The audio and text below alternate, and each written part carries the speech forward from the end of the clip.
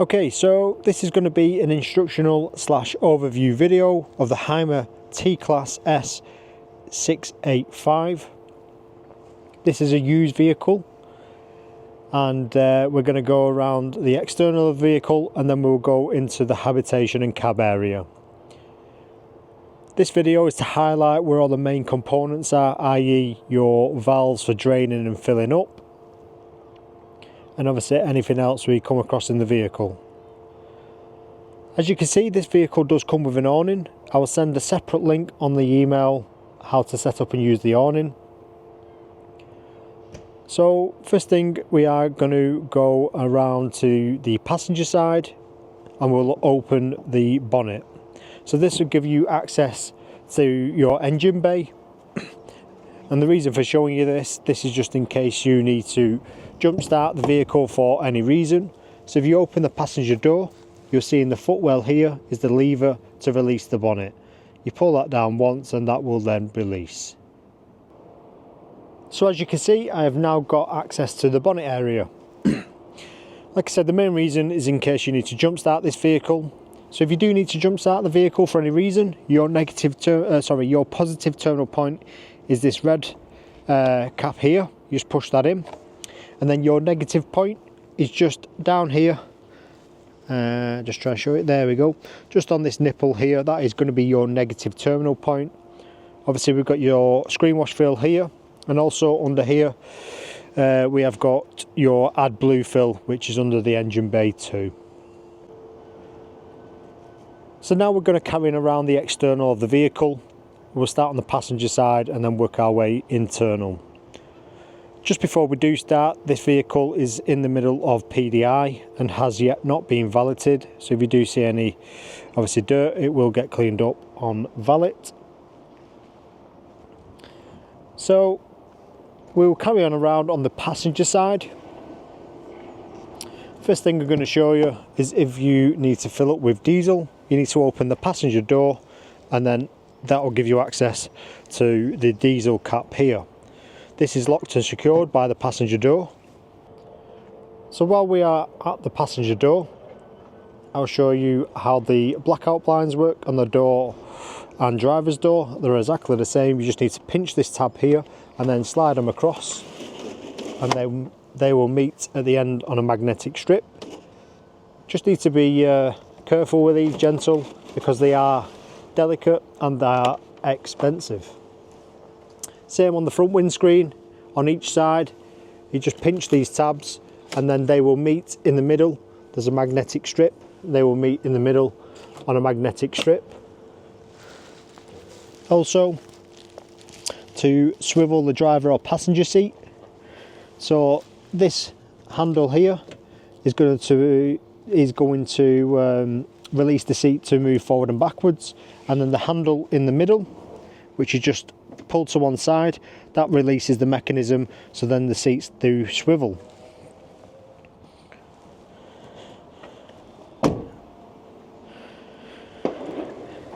Here we have got your fresh water fill. So basically you need to put your habitation key in here, take this blue cap off. If you put your hose pipe in, once the water starts to come out externally through this cap, that means your fresh water tank is completely full. Obviously before filling anything up, you do need to close all the valves on the tanks, but that is internal. Here we have your LPG locker area. So obviously you can fit 2 tanks in here, and then in here is stored your grey waste extension. So that is on the driver's side. So basically, if you are wanting to empty your grey waste over a grid and you're not right over it, you can put this connection on to extend it out.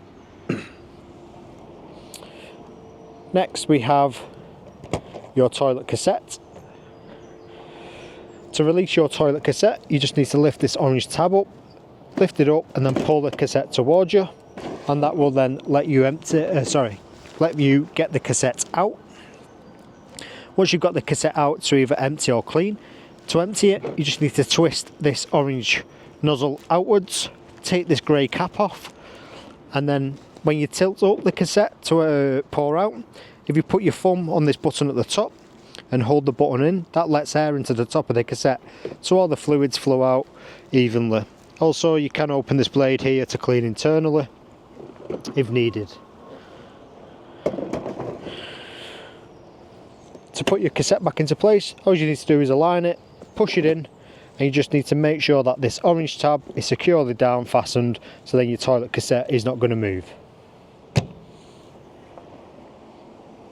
Here we have your boiler flue, so you just want to keep this clear at all times, especially when running on obviously gas, because this is where the fumes do come out.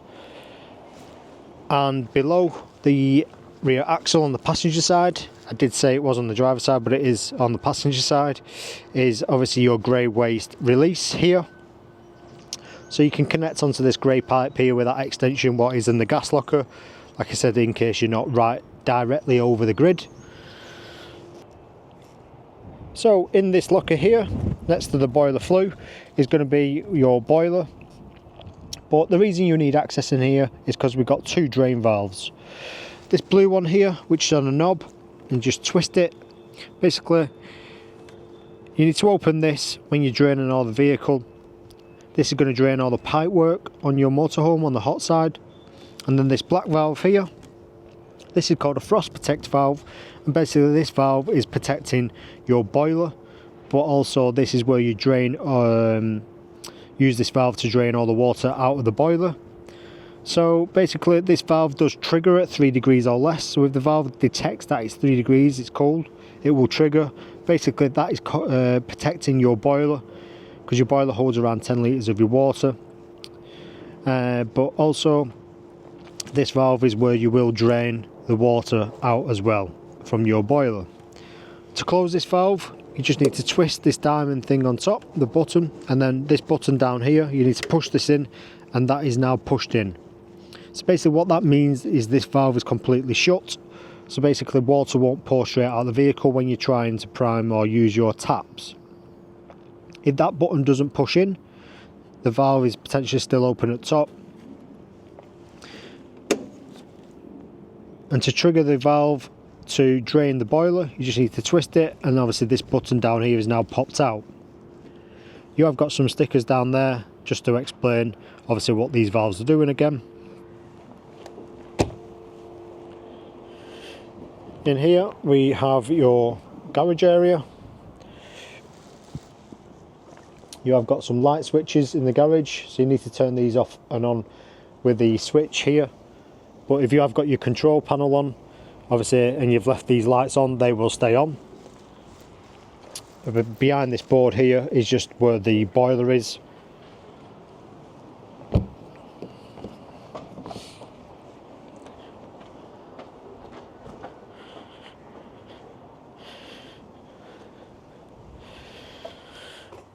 Same on the driver's side, obviously light switch on the garage, obviously you need to switch these off manually.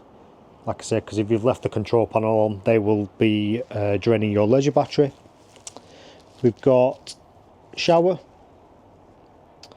and we've got two 40 volt main sockets up there, obviously when you are connected to shore, and then obviously you've got a 12 volt socket down below, and you have got a vent in the middle of the garage, so obviously when you've turned the heating on, if you open that vent, that will obviously heat the garage area up as well. And then to shut and lock the garage doors, basically you need to twist these, so these locks twist and lock, but to physically lock them you need to put the key in. It's a quarter turn, and then you push these in and they will stay in, so you know they're locked. If these handles are stuck out, that means obviously the doors are not actually locked, so keep an eye on them.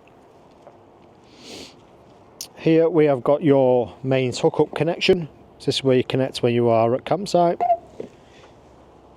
And then we have ventilation top and bottom for your fridge freezer. So that is everything external wise. Like I said, this vehicle does have an awning, and I will send a separate link on the email how to set up and use the awning. Now we'll go over the bits in the habitation area. You've got controls down here for light switches and obviously your electric step. you've got an extra secure lock on here, so you manually do this one, as well as obviously pushing the handle in when you're locking internal. So we've got your habitation controls up here. So you've got a few controls up here. So this black one here is going to be your habitation control panel. So basically you've got your master on and off here on the left. You've got your water pump here. On your water pump, you only want to turn it on when you've got water in your system. The reason for that, you don't want to burn out that motor on the pump. The top left is an indication if you are connected to mains hookup when you're at campsite. So if this lights up, that means you're connected. If you plug in and this doesn't light up, that means there's an issue somewhere. Most of the time it is the campsite that trips, it's very rarely the vehicle. Up here, we've got your levels. So top right is for your leisure battery. Next one will be your fresh water. The one below that will be your grey waste. And then the next one, right at the bottom, is your vehicle battery. We have got a Truma heating system on this, blown air. I'll send another link just on this control panel on the email as well. Here we've got 12 volt socket, and then above that, so basically this is a control for your gas cylinders. Basically this is not turning it on and off, but if you put it into the up top position, as you can see there's a red light, and what that red light means is I've run out of gas, because obviously I have no gas connected. So you can see if you've got gas or not without going to the tanks. And then the other setting is for winter in effect. It just heats up the regulator a little bit. So yeah, that's handy little bit of kit there, especially so you can get an indication of obviously if you've got any gas left or not. Under the passenger seat here, just behind, is going to be all your fuses for your habitation. So this is where you need access in case one of the fuses does blow. Obviously in the floor underneath we have got your fresh water tank. To empty your fresh water tank, you need to twist this black knob here. Basically you twist it all the way to the left, and when it gets tight, that completely is shut. So then when you are filling up, no water is going to drain out. If you want to travel with 20 litres of water to save weight, all you need to do is a quarter turn, and that will drain down the tank to 20 litres for travelling. And to drain the tank completely empty, 2 more full turns, and that will obviously open the valve completely and empty that fresh water out altogether. Here we have a 3-ring gas burner. One safety advice we do recommend is obviously this glass cover. If you have been using the stove, just leave the glass cover up just to let the stove cool down, as you could potentially shatter the glass because of the temperature differences. And then in this drawer here we have 3 gas valves here. So these are just internal gas valves. They are in the open position at the minute, ready to use, but basically if one of the appliances goes faulty, you can isolate the appliance and obviously still use the rest of the appliances in the motorhome. Here we have obviously your oven, which is obviously gas. You'll have a light at the top and then igniter as well, obviously with your knob where you push and hold in to ignite it. Here we have your 3-way fridge. To turn it on, press and hold the on button, it will light up. To go through these settings, you need to press and hold this square knob in the middle and it will flash once. Go through these settings. So you've got A for automatic, so that's going to select the best source it has available. So if I plug into mains hookup, it will go onto plug socket. If I turn on gas, it will go onto gas. So a lot of people do leave it on A to let the fridge select itself. So A is for automatic select.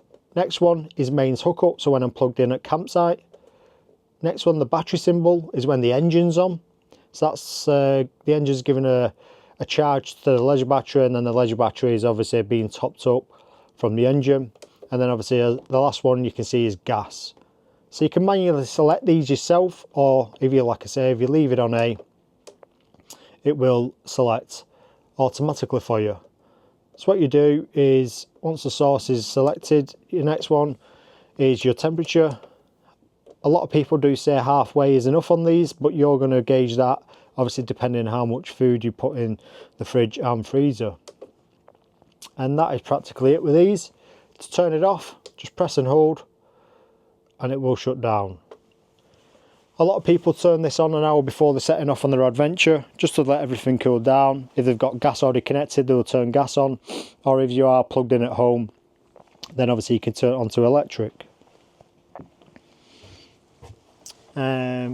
One thing I've not shown you in the kitchen area is your tap. Basically, if you want to prime your system to use all your water pipes for hot and cold, so basically what you're going to do is get to this campsite. The first thing you're going to do is shut all your valves. So you're going to shut your grey waste, you're going to shut your fresh water, and you're going to shut that boiler valve, and then obviously the valve next to the boiler, which is for the pipe work. Once all the valves are shut, no water is going to obviously leak out when you are filling up. So then you're going to fill up your fresh water tank completely full. And then what you're going to do is go to your control panel, turn on your control panel, and then turn on the water pump. That will start pumping water till it gets a bit pressurized, and then we need to get rid of the air out of the tap. So basically what you would do is open the tap on the cold side, and then when you get a steady flow of water out of the cold side, that means your water pipe work is primed, ready to use on the cold side. But now I want to fill up my boiler because I want to use hot water at some point, so I need to twist the tap to the hot side, open the tap, and basically this might take a bit longer, minute or so. So the fresh water is going to go from the fresh water tank to the boiler first, fill up the boiler, which holds around 10 litres of your water, and then from your boiler to the tap. So that then when you get a steady flow on hot and cold, that means all your pipe work and your boiler is all pressurised, primed, ready to use when you need. The only thing you need to do is obviously switch on your Hymer control panel and put your hot water on, if obviously when you need it. Same on your shower tap. Obviously you don't need to prime this at the same time, but when you do, you are getting ready to use it. A bit of air will come out of the pipe work, but there's nothing to worry about there. Same on your basin tap. Obviously you don't need to prime this at the same time, it will just clear any air in the pipe work. Here we have your toilet, so that grey handle there, you need to open and close this obviously when using, and obviously close it. You need to make sure it's closed when you are trying to pull the toilet cassette out, otherwise it won't pull out. Here we've got your toilet flush, so the blue button is going to use your fresh water, so it's going to swill some water around the bowl, and then there's an indication on the left that will light up there what looks like a toilet cassette. So this will light up either orange or red when your toilet cassette is full. So when that is lit up, then obviously you need to empty. Down here under this step we have your grey waste release handle. So basically this is just a quarter turn handle, and that is how you open the valve to empty all your grey waste. And then under the floor as well, just here, that is obviously inspection hatch for the technicians to get access to your grey waste tank internally, or otherwise you can open this as well if you want to obviously clean internal on that tank yourself. And then in here under the one of the single beds we've got your main breaker, so you need to come here for your 240 volt side. If something trips on the 240 volt side in the habitation, this is where you'll come. But like I said, most of the time it does trip on the campsite post. So that is the instructional / overview video complete of the Hymer T-Class S 685. If you have any more questions, leave a comment below, or you can always drop us an email or give us a call.